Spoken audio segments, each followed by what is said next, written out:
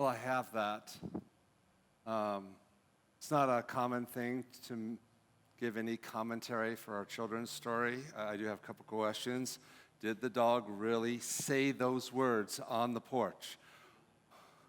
And in all of that, I know our faithful teacher loves her dog, and I love mine, so I have that loyalty.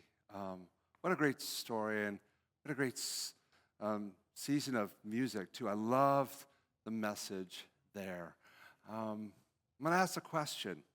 We're in the series of the Gospel of Mark. We're looking how this gospel will actually shape us and change us and move us in one place or another. But I want to ask a question, okay?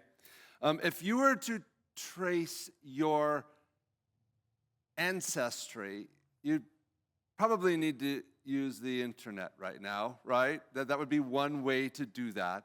But I'm not thinking about your biological ancestry. I want you to think about, and you're going to have to imagine this because I probably can't do this, but think about your ancestry to Christian, the whole Christian story. How are you connected? If you were to connect every influence and story moment in your life that's going to connect you back to the New Testament after the resurrection, where this story is just being flourishing, have you ever thought about that ancestry line, that tree, so to speak? Have you done that? Think about it right now, if you can, because I want us to go back in your mind, and even if you have to imagine those centuries where you had no idea how this was connected. But how did Christian and the Christian world move us to this place today? And we'll talk about that a little bit. But in the UK, her name is Joan. She discovered through a DNA test that her firstborn, William, was not biologically hers. After many years later, found out that that son was not hers. They went through and found out in 1951 that there was another baby in the hospital that had the same last name. So there was a mistake, and I don't know, she says that over time that there was something different about this child, that like the features, and you can kind of guess that a little bit. I don't know, but they she had to find out who her son really was. That whole concept of our ancestry is important. There was another story like that that happened in the United States as well. In 2020, the identity was changed early in the hospital, and this has caused people to go and often double check. My dad is here, he'll look at me and he says, definitely that's my son. And all of that, our relationships and our history does connect us to a story. And this is one of those moments in the Gospel of Mark where we see this, I call it a whirlwind of power in this book. This book was given and written down for a group of people who need to hear the stories.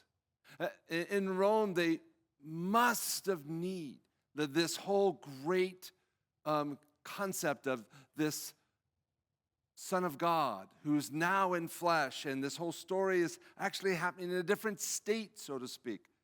They wanted to know the stories. This is where we have that.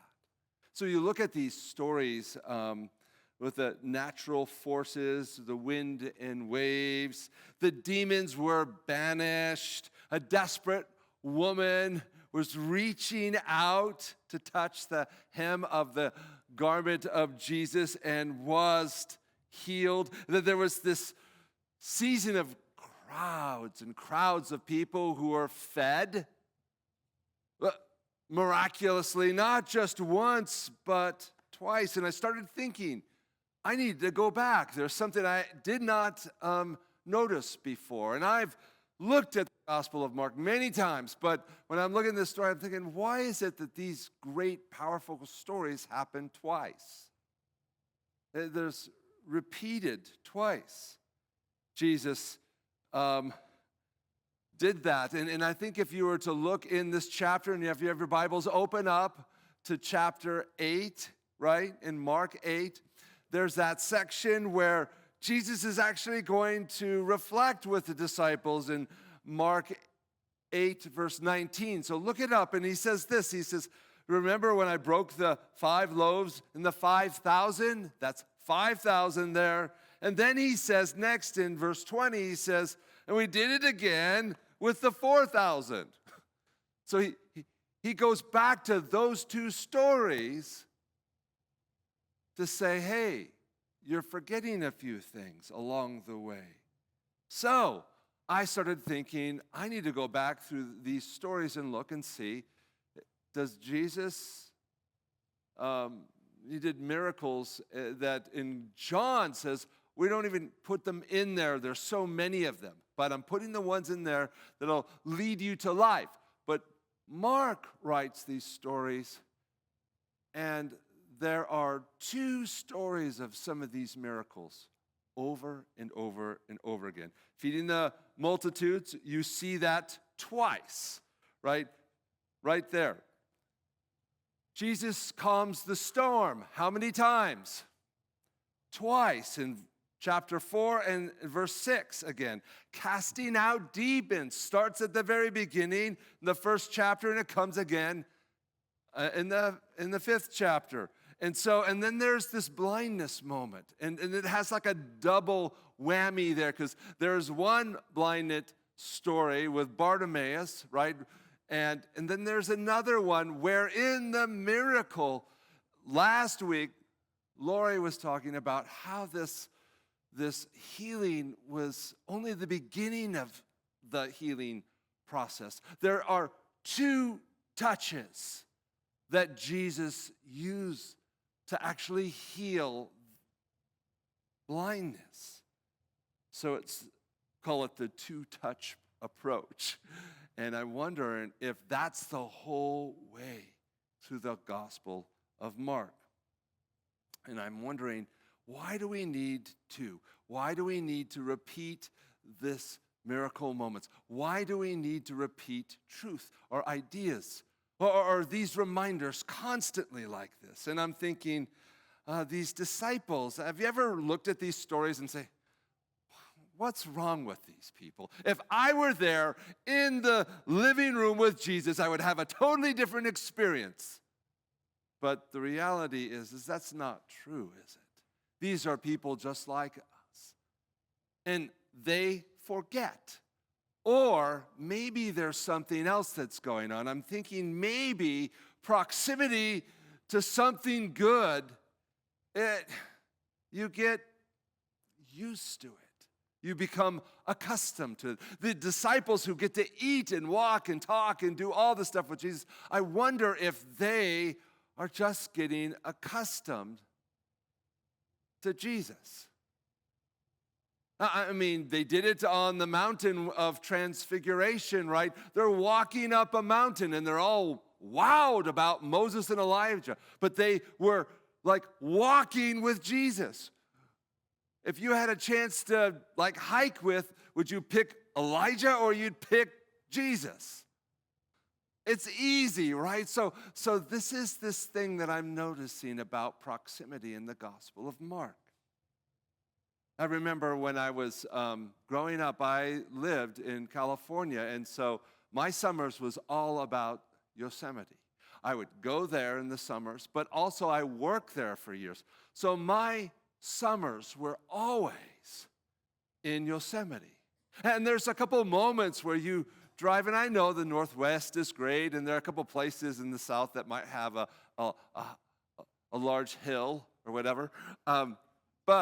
But this is grandeur.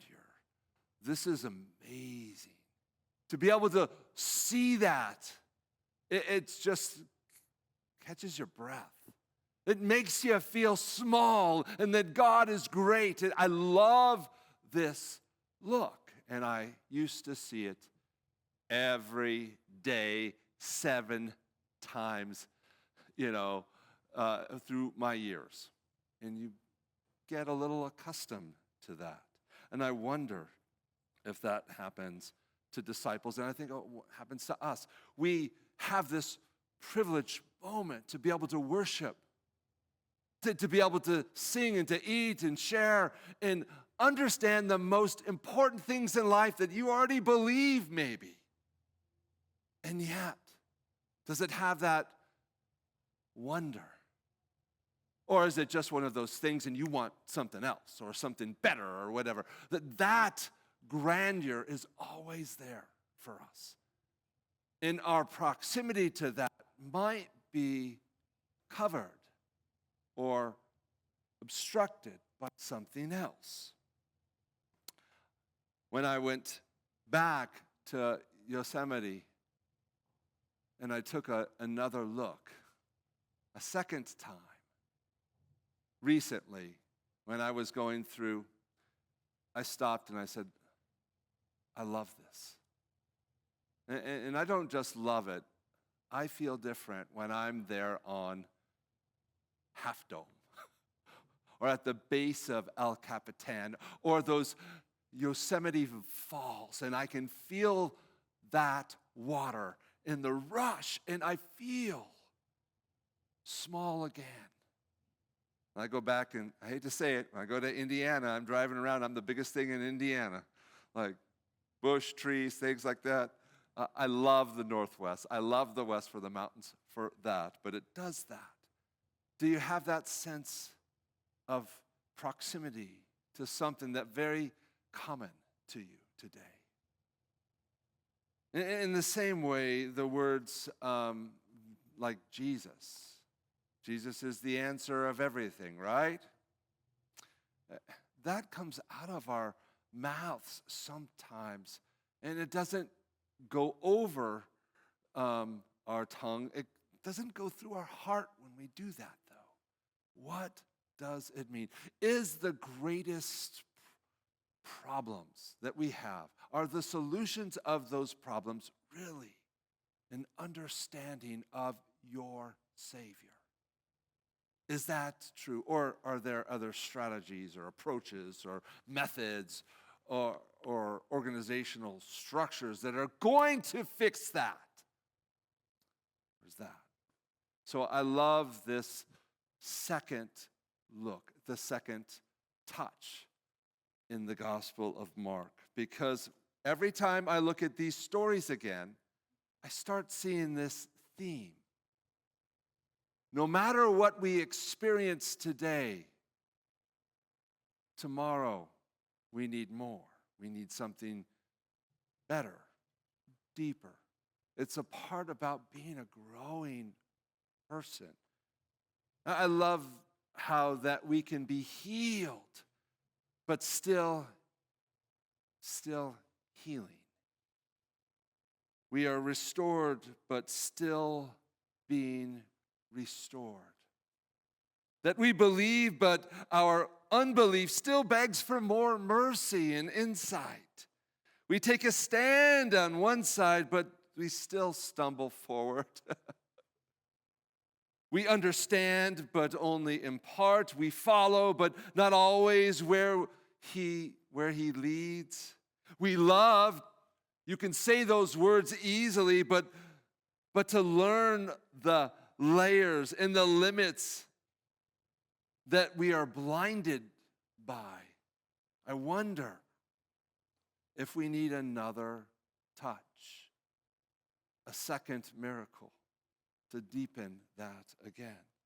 We are certain about Jesus, but we're not always aligned with Jesus, are we? We might proclaim the Savior as your Christ, but resist Jesus as your Lord. So, relating to Jesus. It's the whole point of the book of Mark. It's not informed.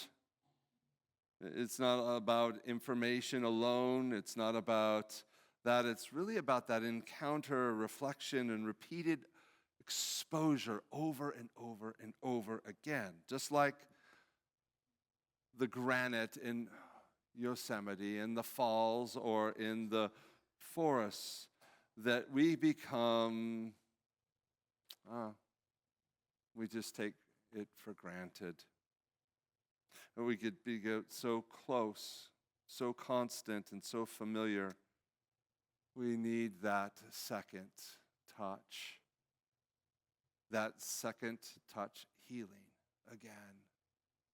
So I love that story last week. But as we go into this story today, and this moment, it's connected to that. When we look at this, we see Jesus stop.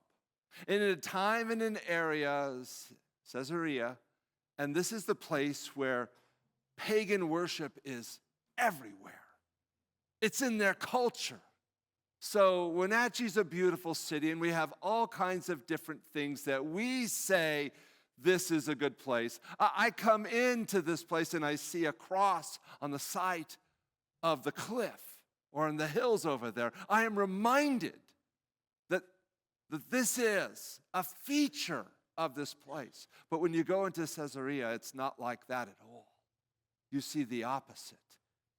You have moments and idols and places and like organizations in that culture there that feature something that is not like our Savior Jesus Christ. It's so different. So that is the context where Jesus stops and he has this conversation with them.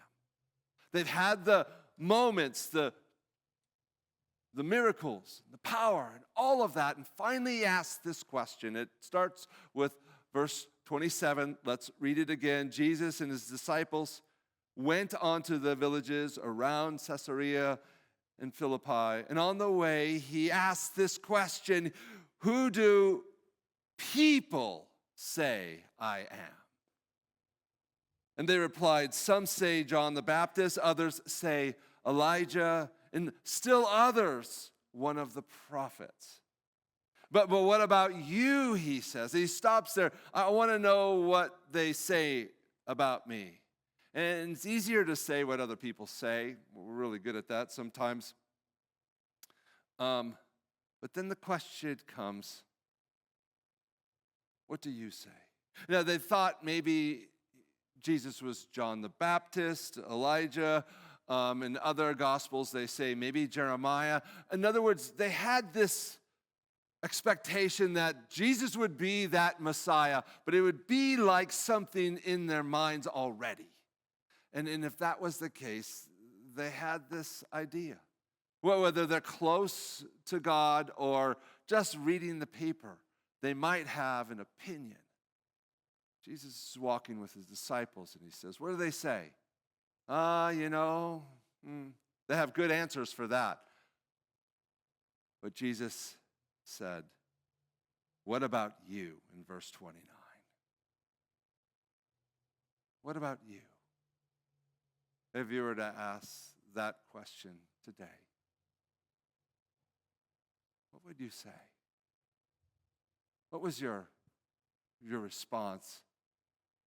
Did you take some time to pause, maybe reflect, or do you have an answer? Well, clearly, Peter's there, so there's an easy answer. It's not that easy, though. Who do you say that I am? And Peter responds immediately, you're the Messiah.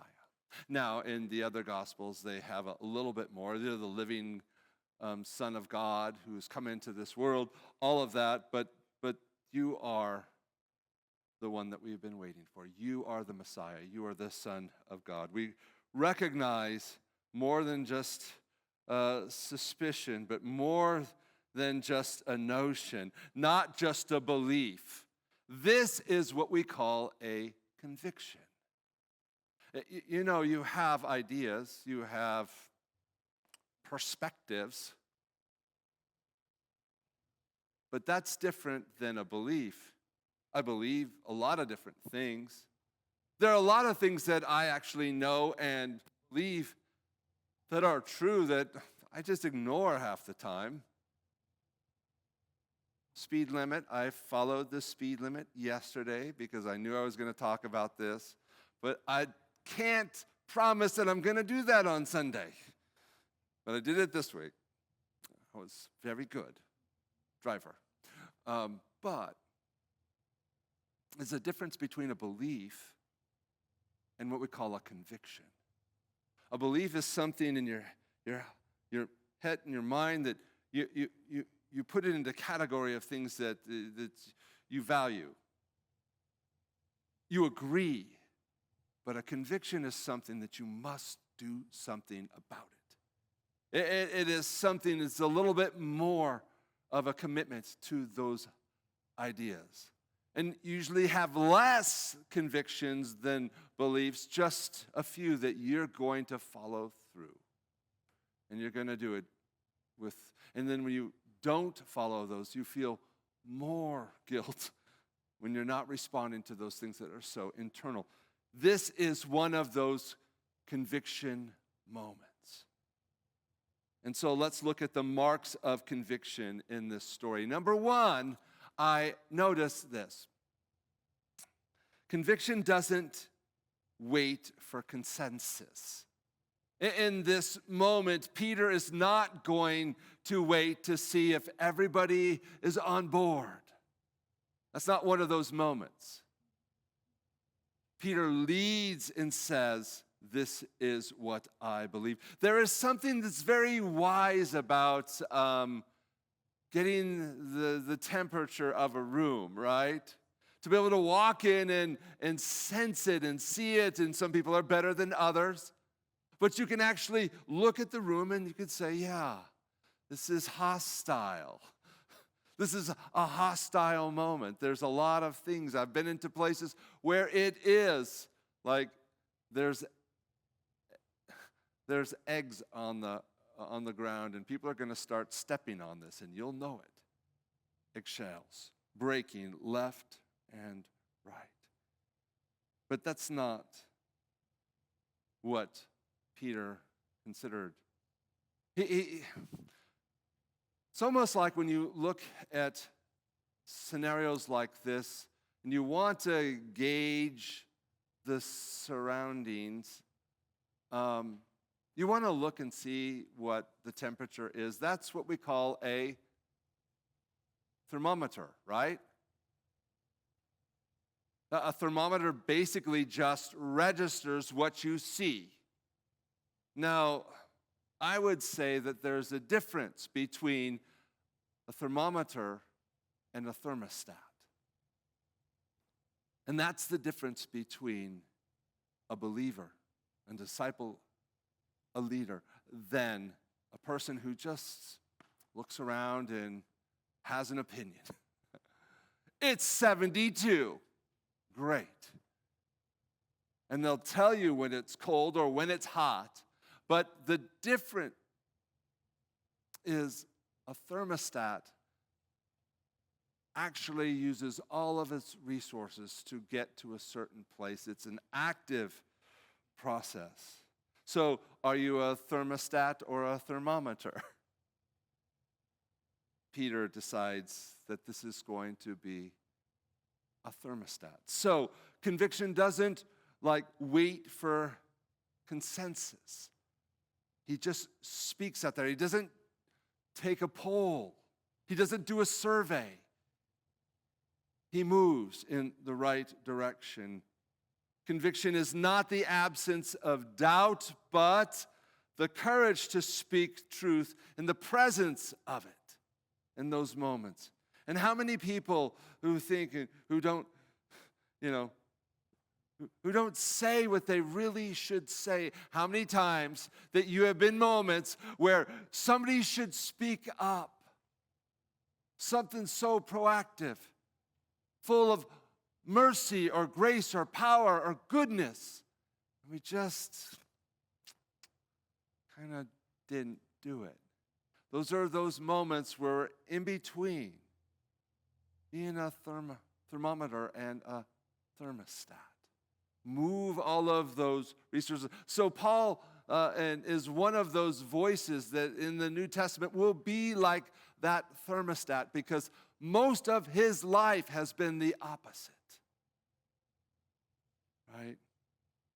And so I love Peter's declaration. He stands up in all of that. And that kind of leadership, you just say, wow, finally somebody said something.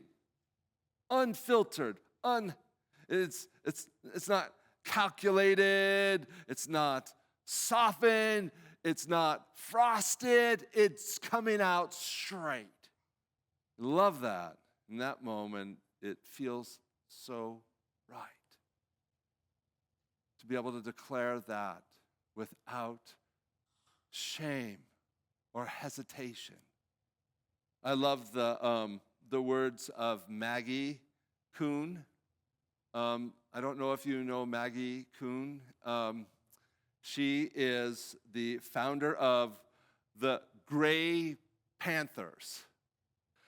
She's an activist who's actually bringing support and a voice for people who are older, the elderly. She calls the Gray Panthers. And she's brilliant, but she says this. She says, speak the truth even if your voice shakes. I love her work. And you can see her, she's on fire for her work, right?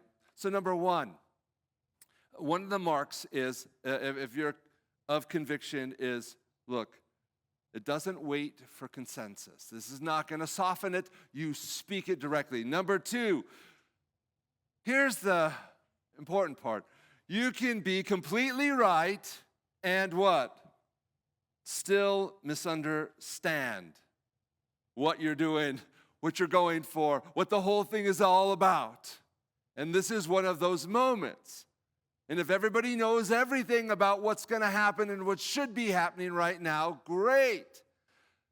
Announce that in the newsletter and we'll come around and see if people are going to listen to you. If you have everything that should be said. But we know that that's not true intuitively, but this is one of those moments you can be completely right and also be misunderstood. Peter's confession, confession is accurate, isn't it? Is he right? Yeah. But his imagination, what it means to be the Messiah, is shaped by his culture, his politics, his expectation of power, all of that stuff, and his own personal stuff. It's in there. He is right in title, but heading in the wrong direction with this. And so we can believe in Jesus and still need to be converted to his way at the same time. Is anyone here in this place doesn't need to be converted from your way?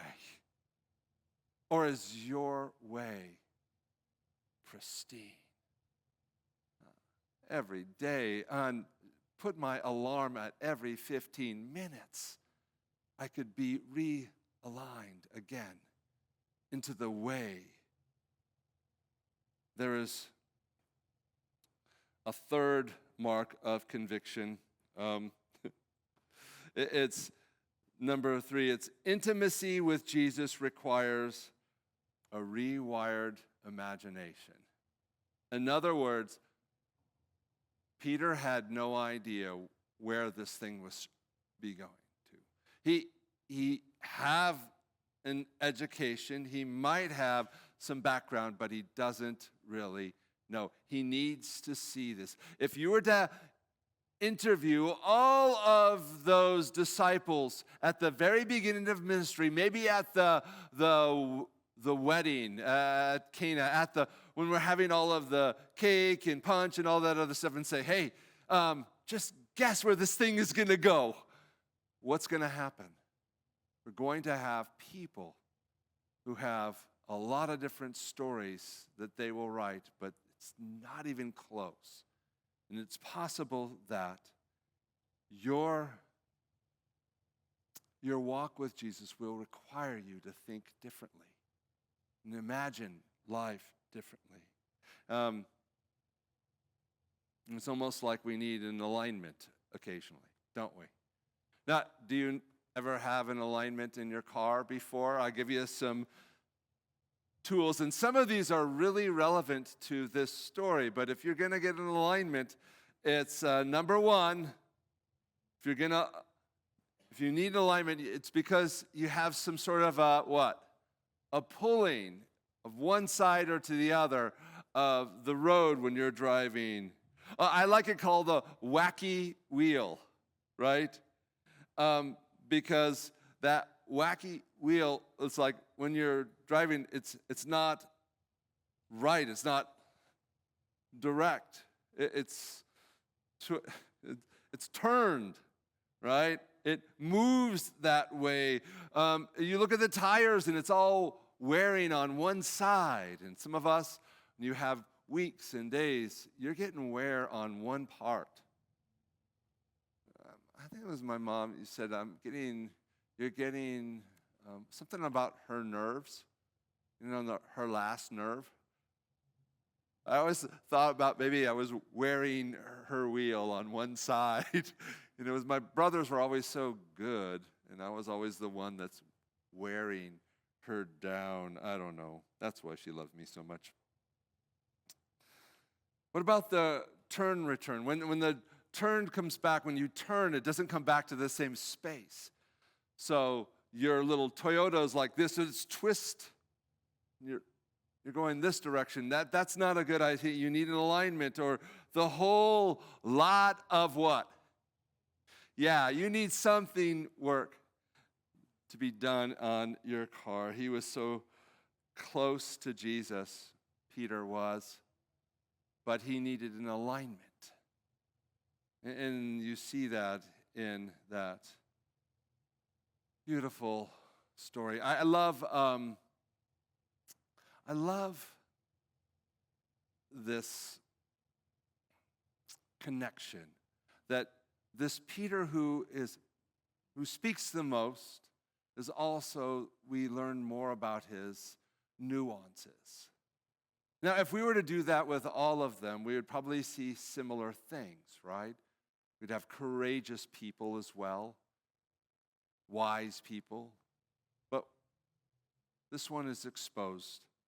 And so you notice one more mark here, is that Jesus will actually call him out when he's being called out. So you remember where Jesus tells Peter and the disciples what's going to happen? And he's pretty, descriptive. He says how he's going to die, and he does it 3 times. But in this case, Peter decides to rebuke Jesus. Now that's interesting. And it's not something that's common sense. It doesn't make, like if you were to sit there and reflect and say, why would you do that? I don't know. I need to say something. He's very good at that. Ultimately, though, he calls out Jesus, and Jesus actually has to come back and rebuke the rebuker. Is that what we call it? And he says, look, You do not have in mind the concerns of God, but merely human concerns. Can be that right and be so wrong-headed in the same human. Is there anyone here who's like that as well? I know it is for me. You can do both. Fourth mark. And this moment stays with Peter. But it doesn't paralyze him. You understand what I'm saying? That this moment, this story, this incident of greatness and being rebuked, it doesn't paralyze him. You can find that moment, and you can look at any moment in your life where you're ashamed of yourself in that moment. It does not need to paralyze you, though. Jesus does this in such a way, and this impact moves him into different places. And all you have to do is look later in the book of Acts and in the New Testament, you'll see this. Jesus says, I'm going to suffer. I am going to be crucified on behalf of humanity. This is the plan, and this is the only way. And his moment was to say no, but afterwards, Acts 2, verse 36. Look at this. In Acts, he says this, God has made, and this is his sermon at Pentecost. This is what he said. He says, God has made this who? Whom crucified, both Lord and what? Messiah. Did he get it? Oh, yeah. Does he have more to do? Yeah, look what happens in Galatians. He has a little problem with hypocrisy still. But look at his sermon. In his letter in 1 Peter, he says this in chapter 2, verse 21. I love this. He said, Christ suffered for you, leaving you an example that you should follow in his what? And did he? Yes, he did. He was crucified in quest to be crucified upside down. 1 Peter chapter 3, verse 15. Always be what? Be prepared to give an answer to everyone who asks you to give the reason for the hope that you have.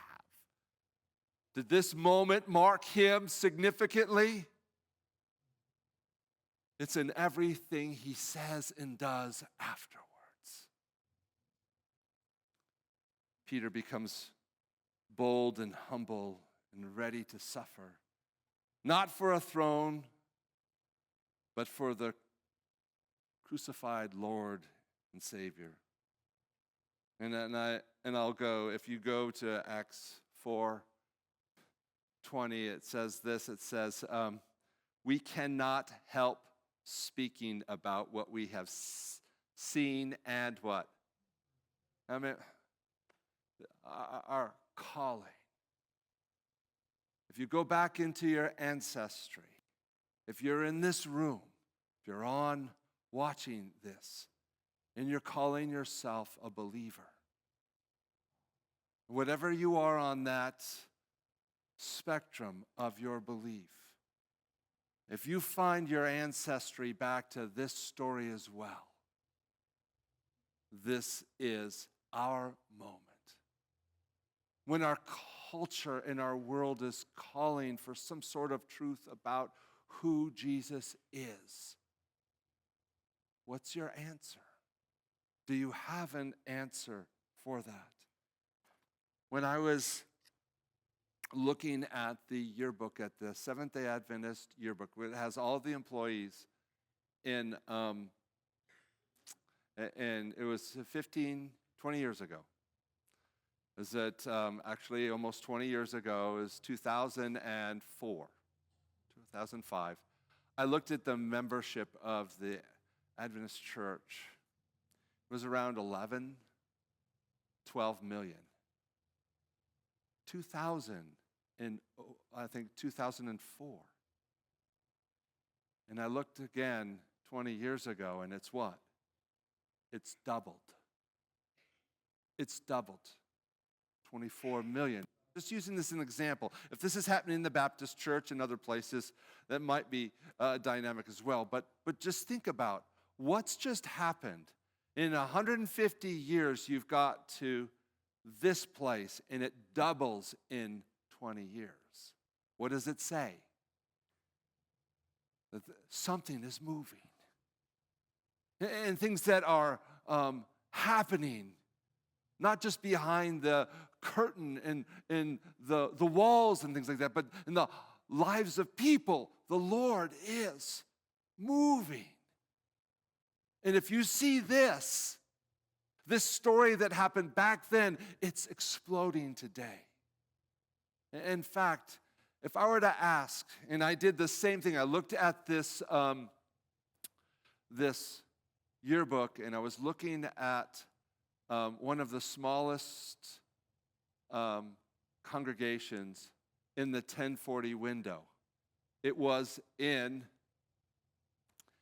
Iran. It was in Iran 20 years ago, the smallest group. There were 28 believers in Iran. Today, right now, we have reports that Iran is exploding with Christianity today. One of the fastest growing Christian church today is largely house-based, okay? It's not in a building. There is no buildings or organizations or public moments like that. There's no central hierarchy or anything like that.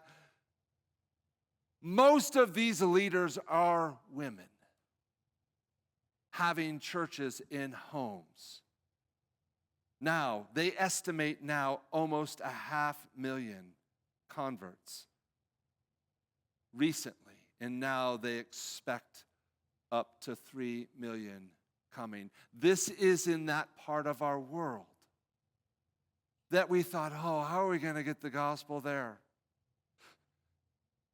Jesus is going to get to every crack and crevice and moment in this world. Why? Because the one thing he wants more than anyone else is to have his creation, to recognize him and say, this is my Messiah. This is the person who has purchased me on Calvary. You are the one to make that. These are beautiful people. I was just reading these stories of individuals. If you get a chance, I want you to read Fatima Mahabadi. She is from Tehran right now, 19 years old. She was converted. She was in prison, but now she is leading a group of people.